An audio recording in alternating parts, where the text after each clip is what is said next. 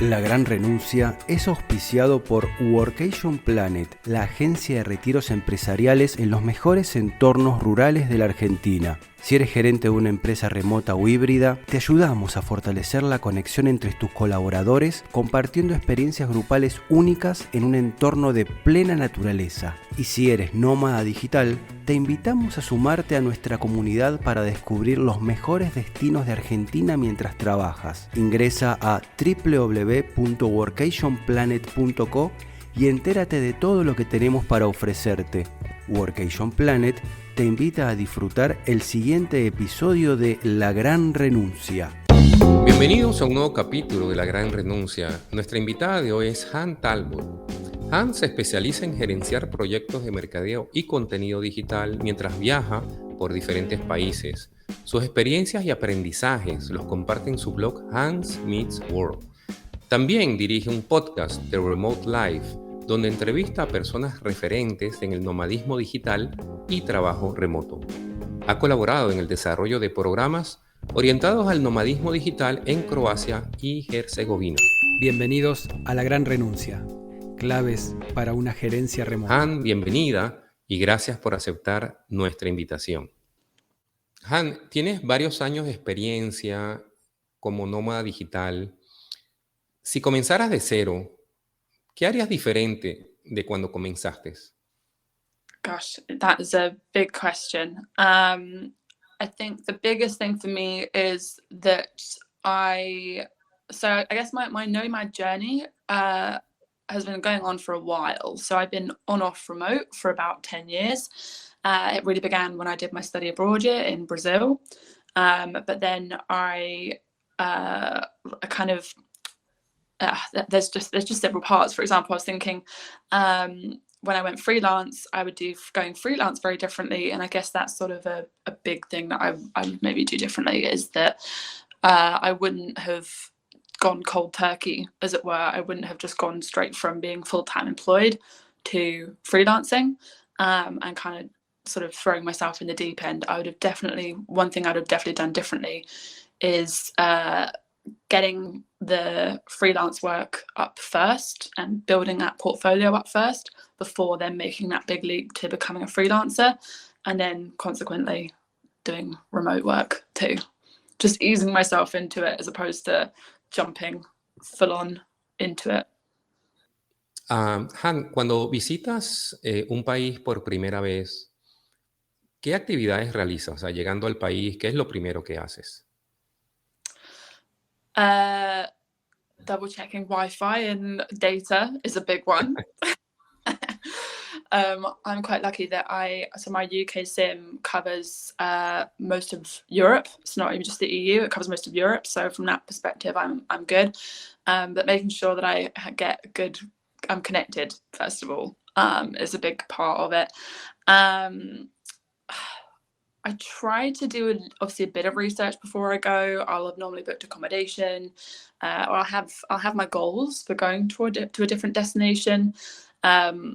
So typically it will be arrive, double check connection, get to my accommodation, and then I'll either, depending on the time of day, I'll either unpack straight away so I feel at home straight away, or I might go out and explore and just see what's around, like looking for coffee shops or looking for supermarkets, just kind of getting my bearings so I feel kind of at home almost straight away. Han, ¿y cómo elegís los países que vas a visitar? That's a good question. Normally it will depend. I mean, as with any person who loves to travel, I pick destinations based on where I love to travel. For a very long while, actually, I picked a lot of Central and South American countries. And then for the last sort of 2 years, I picked mostly Europe. But over the last year and a half or so, I've been picking more based on like where the events are, where our projects are. It really varies, but always within going to countries that I personally am passionate about going to and that interest me. ¿Y cuál fue el país que más te sorprendió cuando lo visitaste? I didn't expect to enjoy Croatia as much as I did. and I mean that in the best way possible. I didn't really expect to fall in love with it quite as much as I did. I knew it was a beautiful country, beautiful culture, but I didn't quite expect to almost become a second home for me in 2022. I just kind of found myself going back constantly. And I guess the only way I can describe it is, of course, it was down to the beautiful countryside, the culture, the people, but there was just a vibe that kept bringing me back. Yeah. Y un poquito en relación a la pregunta de Cristian, de esos países que has visitado, ¿cuál escogerías para vivir? Oh gosh, I had a bit of a heart palpitation. Oh, that's a tough question. I think so for context, I lived in Spain for a few years when I was a child, and I also did my study abroad in Brazil. So again, I kind of have a bit of a sort of love for the cultures from those countries too. I think right now, if money wasn't a thing and visas weren't a thing, I would probably I'd probably pick somewhere like Portugal. I've fallen in love with Portugal in the last few months. I really want to go back to South America. Argentina is on my list of on my bucket list, if you will. It would probably be between somewhere in South America and somewhere sort of in the south of Europe, for sure. Okay. And, como una mujer que viaja sola, ¿cómo ha sido tu experiencia en ambas situaciones? O sea, como mujer viajando y también situaciones que se le presentan al nómada digital muchas veces de sentirse solo. ¿Cómo manejas esas situaciones? ¿Cuál ha sido tu experiencia? Yeah, I guess again, having moved abroad a couple times has sort of helped me to learn a few lessons quickly that I guess I can't sort of explain to people like in a tangible sense. But it's you end up kind of having an extra self-awareness about you when you are traveling, and just double checking where your phone is, double checking where your passport is, just double checking your surroundings, what time. It's just having an extra level of self-awareness, and just used to answering questions from people. Like the amount of times I've been asked, like, oh my god, you're by yourself, but like, where's your boyfriend, or like, where's your family? Do they like you being away? And I'm quite fortunate that I come from a family that has always very much encouraged me to go travel by myself and just do what I would want to do in this world. Obviously, yes, they do worry about me, but not, I guess, as much as people potentially expect, which definitely gave me an extra sense of confidence throughout my life. I guess and interestingly, actually, I read somewhere in the last week that there are more and more female-only tours starting to happen in travel, and female-only communities that are starting to surface for this exact reason, so that women who are some of the biggest solo travelers can start to do it together and to feel comfortable. So I think it's been an interesting process for me, kind of being a solo traveler as a woman, and yes, it's been interesting is probably the best word to describe it. And you kind of have to learn some lessons very quickly. However, it's great to then see that more of the market and more of the industry is then responding to that as well. And so if there are women listening thinking, can I do this?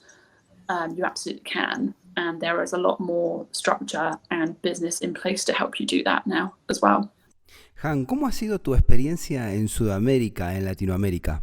It was the biggest culture shock ever, in a good way. Again, like there was a lot that this was 10 years ago. So I think because a lot of people obviously have said to me since, oh, I've like gone here, I've gone there. I'm going, okay, yeah, what I experienced will have been slightly different to a lot of people. But I was one of two Brits that went to this, I did this study abroad in the university that I went to. So again, it was being thrown completely in the deep end into really learning Portuguese, for example, into different cultural ways of doing things, different attitudes. So it was confronting. It was very confronting, and I'm so grateful for the experience. But yeah, definitely, it wasn't a walk in the park, let's put it that way. But I slowly fell in love with it generally, and it has a warm place in my heart now, for sure. Definitely, yeah. There's a lot that I guess there's also a lot that, again, unless you are a Portuguese and or Spanish speaker, there's a lot that you kind of don't really notice as much as well. So I think that was probably a big learning curve for me. And again, even now having conversations with people about it, I'm going, no, there's so much more to the South America than what we also see as English speakers. ¿Y cómo hace justamente un nómada digital para trabajar esas diferencias culturales, para trascender ese límite, ¿no? Cuando socializa con la comunidad en la que visita? I think I was very fortunate when I went that I had a landlady who, despite us not being able to really communicate when I first arrived, she kind of took me under her wing, and she really welcomed me into her community. She loved having people around constantly. Over the weekend, she used to come down on Thursday evenings and be like, I've got leftovers, come and eat. And what do you mean you've eaten? Come and eat now. She was very good at kind of getting me to come out my shell and to get me practicing Portuguese, for example. And I think I would say the same to people who are going to different countries and communities that are, say, different from what they are used to, is to find ways to integrate with local communities straight away where you can, whether that is through your landlady or landlord coming down and inviting you to Sunday morning breakfast or up for a couple of drinks on a Friday night, whether that is local communities who are digital nomads and expats in the area perhaps, or people who you can go and meet in real life and really start to get to know the feel of where you're at, I think, is big. Han, tú tienes el control de tu horario como nómada digital y lo que pasa con eso a veces es que estás conectada todo el tiempo. ¿Cómo haces para desconectarte? It's funny because I would say that I learned this. My background is in social media and content, and I've kind of been in and out of the blogging world for a decade at this point. And we kind of went through this phase of helping each other and really promoting to each other to disconnect. So whether that's putting your phone down, going and enjoying something that you really love to do, like a hobby, spending time with people. So we really went through this big practice. And I guess as digital nomads, it's the same. It's understanding that, if you don't disconnect, if you don't take time out to do something that you enjoy, take a break, that you are going to lead to burnout, right? That it's just inevitable. And I guess the thing that helped me, and don't get me wrong, I'm not perfect. I'm still perfecting this. It's scheduling my work hours, making sure that it's actually physically in my diary, because it's very easy to go, I'll work 9 to 5 today, and then you're still there at 11 p.m. No, I schedule my time in. I actually physically schedule breaks. So again, I then get the alarm saying take lunch. I even have sleep in my diary and have done for years. And people go, what? That sounds so crazy. But there is something it does something to my brain chemistry to see sleep from X amount of hours in my calendar. So I think, just understanding, there's the other things of talking to your clients, discussing hours with your employer, making sure they are obviously at the times that work for you and them, but then also being self-disciplined enough to then take breaks, whether it's closing your laptop at a certain time, whether it's having a specific office space that you then leave within your home, within your co-work space you physically leave at a certain time, whatever it is, to make sure that you are also getting the rest that you need. I think a common misconception that people don't realize about being a digital nomad is it takes extra self-awareness and self-discipline to be a digital nomad. And that definitely needs talking about more, for sure. Ujú. Y tu experiencia con empresas que me imagino tienen diferentes horarios, y has experimentado lo que es una relación asincrónica, ¿cómo, cómo lo ves esa actividad? O sea, ¿es una cosa que te ha sido difícil o es algo que sí le ves ventaja a una comunicación asincrónica, no en el momento, sino quizás proyectos se puedan desarrollar de manera sincrónica? ¿Cuál ha sido tu experiencia? So I like the companies. I like it when clients and companies let you work asynchronously, because then you work as you communicate as and when you need to. It definitely feels like there's a lot more trust in me to get my job done as well. But also, I guess at the same time, it's always helpful to work with companies where you can kind of go, hey, can we jump on a call for 5 minutes? I guess that's the one thing that I do tend to miss with clients. As much as I love being remote, I do tend to sometimes miss meeting them in person and like having that kind of natural bouncing off of ideas and whatnot that you just don't quite get in the same way from, say, a Slack channel. But overall, again, it definitely depends on how the company wants to operate. At the end of the day, culture comes from top down, right? So if the CEO, manager, whoever it is, leader of the project is happy and is trusting, then I think it works. I think it works very well. I think it all depends on what the client's needs are and the company's goals when it comes to asynchronous working. Han, muchas veces los nómadas tienen un pensamiento más abierto, más integral, otra forma de ver la vida, ¿no? Acompañan su nueva rutina laboral con una forma nueva de ver el mundo. ¿Cómo ves que el nomadismo digital se relacione más con el entorno donde visita, se involucre más con quizás las problemáticas sociales o alguna forma de ayudar al contexto en el que visita, al lugar a donde va? I think that because this is why I say to people I was on-off remote before I went fully remote, because I figured out pretty early in my career that it didn't matter where work was not a location for me. It was all about I could work from a cafe, I could work from the train, I could work from anywhere in the world, and as long as I was getting inspired and getting my work done, I was actually producing better results because I had this change of environment. So I preached for years already that being in an office and kind of what we've been taught to believe for the last 100 years, that being in a place means better results. I was kind of going for a while, no, that's not how it is. We're humans. We need the environments we need to do the best results. So I think in that respect, because remote workers and digital nomads are leading by that example, where they are working in environments, home, co-work space, office, whatever they need in order to get the best results, they're already creating social change because they're leading from that space rather than doing things how they've been told they must, if that makes sense.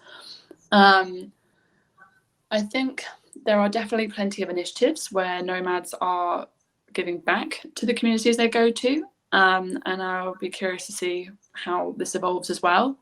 I think as long as we are doing what we can to integrate with the destinations we are at, and we are looking to give and take equally, I guess, then I'm curious to see where people's projects could go next and what impact they could have, for sure. ¿Y cómo te organizas con tu trabajo? Porque, por un lado, el nómada digital tiene que ser muy flexible para poder adaptarse a distintos ambientes, a distintas culturas, a distintos ritmos. Pero por el otro lado tiene que ser muy estricto y muy organizado, porque si no, esa falta de estructura lo hace como desbandar, digamos, lo hace desorganizarse. ¿Cómo es tu caso para organizar tu agenda laboral? Again, I'm not perfect at this, and I have, like, literally in the last few weeks, there was a couple of occasions where I was still madly booking like coaches and accommodation the night before. I don't really encourage that, but the biggest thing that has helped me when it comes to organizing is Notion. I love Notion. And it comes up a lot on my podcast as well. I swear, freelancers, we love it as a place to organize your everything. It is just one of the best apps I've found so far, where you can not only obviously create your own schedule, you can obviously organize files, documents, whatever you need. It is just one of the best. And for someone who is more visual like me, it is just one of the best places to then bring in visual notes and photos and content as well. So Notion has been a big game changer for the last couple of years for me, probably longer than that, in how I structure my work. But then also I do structure some of my travel that way as well, because then I'll put in I book flights today or get this organized today or whatever it is. So again, it's just a great place to kind of dump all my thoughts for the day in as well. And to schedule out when I need to do stuff as well. In terms of organising travel, again, I'm just grateful at this point that our emails and things like that know to add something to your calendar, so that if it's in my calendar, it's happening. I don't have to think about it until the day of. So just making sure that it sounds like a lot, but it's a lot that then makes everything so much easier on the day like that. En tu blog escribiste un artículo sobre marketing tools. Y es algo que, bueno, está muy de moda hoy. Y indicas que no hay que estar como presente en todas partes al mismo tiempo, como la película Everything, Everywhere, All the Time. Pero hay también una tendencia hacia lo que llaman el social selling, utilizar las herramientas de las redes para vender, pero creo que es algo delicado porque personas lo confunden como llegar directamente y tratar de vender, y social selling creo que es armar un poco más una interacción y después ver si sale una venta o algo. ¿Cómo ha sido tu experiencia? Y si acaso, no sé, pregunto, con social selling. Si te gusta nuestro contenido, te pedimos que nos ayudes a difundirlo siguiéndonos en Spotify, Apple Podcasts, YouTube o desde la plataforma que nos estés escuchando. También podés suscribirte a nuestro newsletter podcastlagranrenuncia@gmail.com y te haremos llegar todas las novedades acerca de gerenciamiento y trabajo remoto. Seguimos escuchando La Gran Renuncia. Interestingly, I'd never heard the term social selling before, but I think I kind of get what you mean. I think the marketing tools was part of my newsletter that I do, because I think one of the things I hear a lot from different people is that I get it, because again, like you hear about the latest app that's coming up and you think, oh, I should be on that to be the next like viral whoever. I think that when it comes to marketing and business, both as a freelancer or an individual founder and as part of a company, it really comes down to the aim of your business. I know for myself, I've had a mixture just from my own of creating posts that then people have DM'd me about, and then we've gone on to work together. I have then gone on to work with people where I've met them at an event in person. So there is almost no one way of doing things. And the whole point of that specific newsletter was to kind of illustrate that there's no need to worry. You don't have to be on all the social media platforms. You don't have to be at all of the events. You don't have to be doing all but I'm still waiting for the day that I can do another bus stop ad. Like I haven't had to do one of those in years. But it is really about using 2 to 3 methods of marketing that you feel comfortable doing. Because I know for myself, I don't really enjoy discovery calls, for example, but I love having an in-depth conversation at an event. I enjoy scrolling on TikTok, but I prefer posting sometimes on LinkedIn. So it's just about knowing the best place to be of the moment for your specific business, but also doing things that you enjoy as a business person as well, because not everyone enjoys social media. So that's why you outsource or you do another thing like Google ads, for example. It's not about being on the latest shiny thing. And believe me, there are so many more apps coming up now. The amount of apps I get in my inbox, people going, oh, try this thing, or it's a lot. So it's about, especially when you have limited resources and you can't outsource to somebody, it's about being able to do the best things that you can then optimize your business as well. Y hablando un poco de los lugares cuando viajas, donde te quedas, ¿has estado en co-livings? ¿Cuál ha sido si has estado, cuál ha sido tu experiencia? ¿Ha sido buena? ¿Hay cosas no tan buenas? ¿Cómo ha sido tu experiencia con los co-livings? So it varies. And I would say that some of the more local co-living, so locally owned, have been way more fun, have been so much more. I've really, really enjoyed, actually. The experience of the co-living has just been incredible. Like from the messages that you get before you arrive to make sure that you've had a seamless check-in experience, as it were, to having breakfast, to the communities that you can then be a part of. There are some locally owned co-livings who are really leading and paving the way to a fantastic new way of staying in a space, staying in a destination. So like, for example, 2 that come to mind for me are El Cabo in Gran Canaria in Agaete. Oh my gosh, that was, I cried when I left. I've never had that happen. And also there's another one in Cascais whose name I cannot remember, but it's a tiny little Luna house in Cascais. And again, the experience there, I didn't want to leave. It was just incredible. You felt like you were part of the family the entire time you were there. And it was just, again, every little detail of the space made you feel at home and welcome. And it was just so beautifully done. Bueno, y te queríamos consultar acerca de algún referente literario, algún autor, algún libro, un newsletter, algo que te haya abierto la cabeza con respecto al tema del nomadismo digital, que te haya inspirado, open your mind para poder viajar, para poder decidir nuevas cosas en tu vida.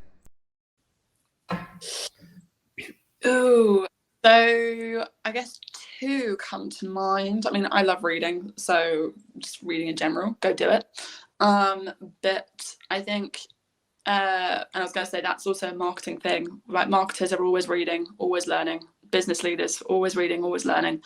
But the 2 that stick out to me is one, Gloria Steinem's My Life on the Road.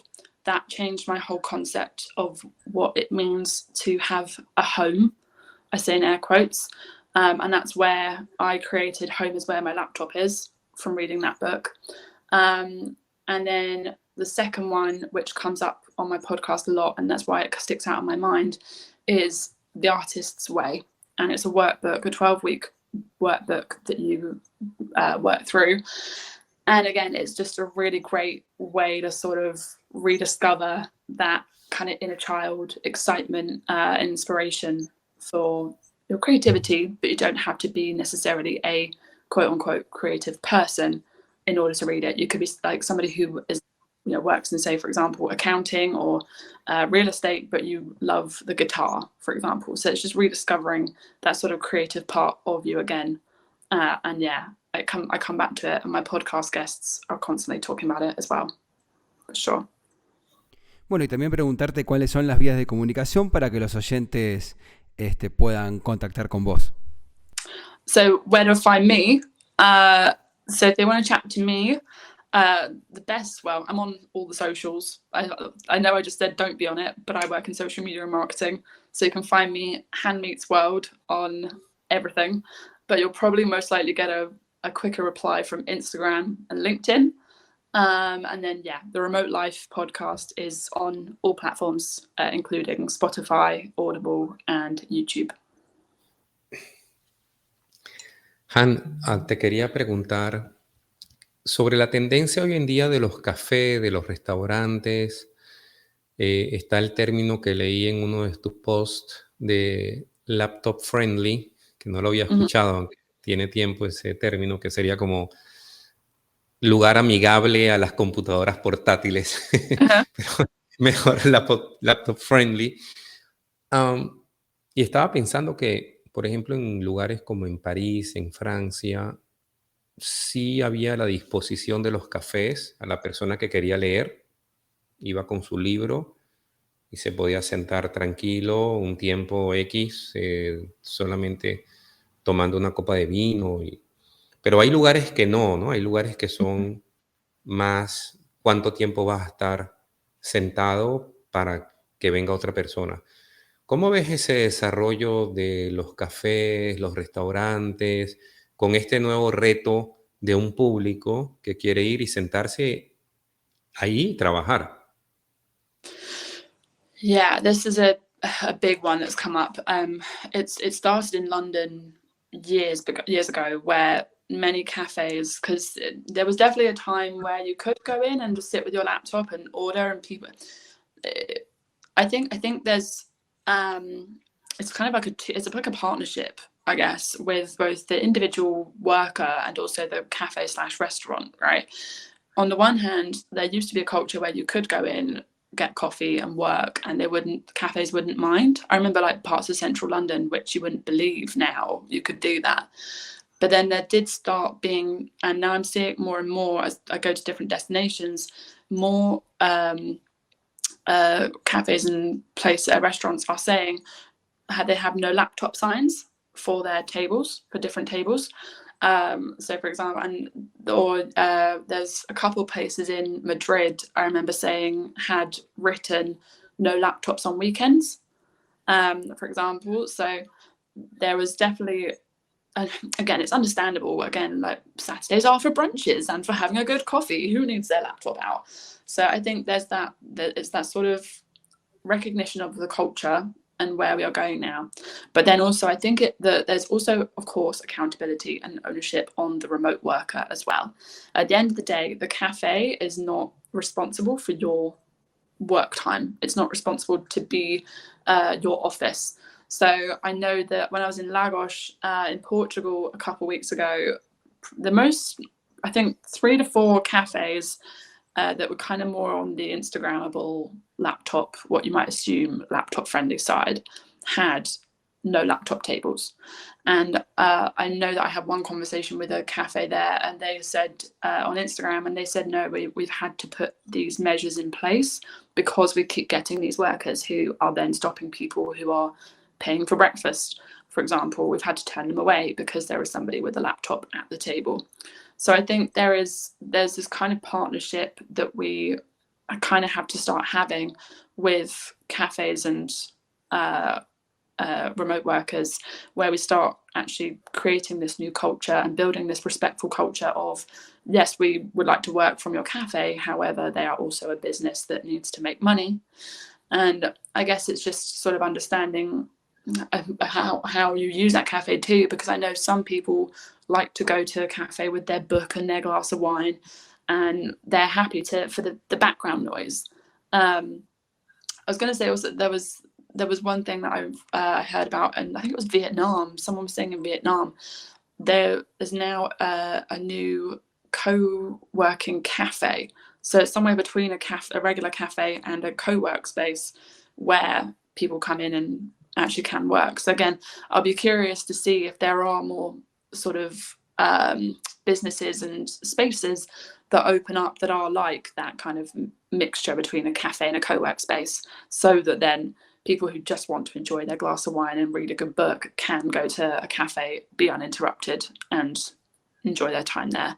But I think there is definitely a mixture of sort of culture creation between both the individual remote worker and the business owner at the same time. Muy bien, Han, muchísimas gracias por haber estado en La Gran Renuncia. Un abrazo grande desde Argentina. Muy bien, y en este episodio de La Gran Renuncia hemos hablado con Han Talbot, una referente en todo lo que tiene que ver con nomadismo digital. Recordemos, ella tiene un podcast con respecto a este tema y hemos un poquito desagregado la temática del nomadismo desde los primeros pasos de ella, de cómo convertirse, cómo pasar de ser una trabajadora freelancer a una nómada digital con todo lo que ello involucra, hasta poder incorporarse en diferentes comunidades, con diferentes culturas, con diferentes usos horarios, con diferentes idiomas. Bueno, toda esta migración de un estilo de vida a la otra y cómo llevar adelante una forma organizada y mantener esta flexibilidad que requiere ser nómada para estar de un lado al otro, pero también esta solidez estructural que requiere para no desorganizarse demasiado y al final poder trabajar y cumplir con los clientes, con las empresas que uno trabaja. Así que realmente me pareció un momento interesante la charla con Han para poder profundizar la charla, la temática del nomadismo digital, como creo no hemos hecho hasta ahora. Robert, ¿cómo lo escuchaste? Sí, Cristian, también el tema de las redes, donde ella comenta que hay muchas redes en las cuales el nómada digital puede comunicarse con su público, vamos a decir, pero no, digamos, trabajar con todas porque sí, sino más bien orientarse a aquellas redes donde la persona se siente cómoda trabajando e invertir en esa red, ya sea TikTok, Instagram, LinkedIn, pero en aquella donde realmente la persona se siente a gusto y puede mostrar o agregar contenido.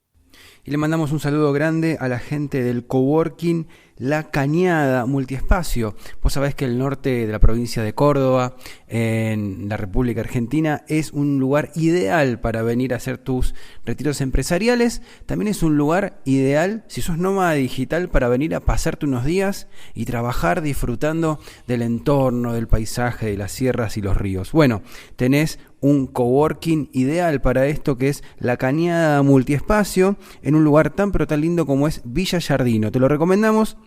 La Cañada Multiespacio tiene salón de eventos, talleres, tiene oficinas, tiene consultorios y tiene un espacio de coworking espectacular. Están ahí en Boulevard La Cañada 29, Villa Yardino, Córdoba. Tiene una alta conectividad de buena calidad, lindos escritorios, lindos espacios, muy pero muy bien hecho el diseño, así que te esperamos en La Cañada Coworking, en Boulevard La Cañada 29, Villa Yardino, Córdoba.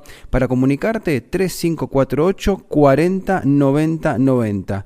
3548 40 90 90. La Cañada Multiespacio en Villa Yardino, provincia de Córdoba, en la República Argentina. Amigos, esto ha sido el episodio de La Gran Renuncia del día de hoy. Si quieren comunicar con nosotros, lo pueden hacer a podcast lagranrenuncia@gmail.com. Muchísimas gracias y hasta el episodio que viene. Escuchaste La Gran Renuncia, un podcast producido por Roberto Schlesinger y Cristian Curto. Si te gustó, hace clic en el botón seguir y nos vemos en el próximo episodio.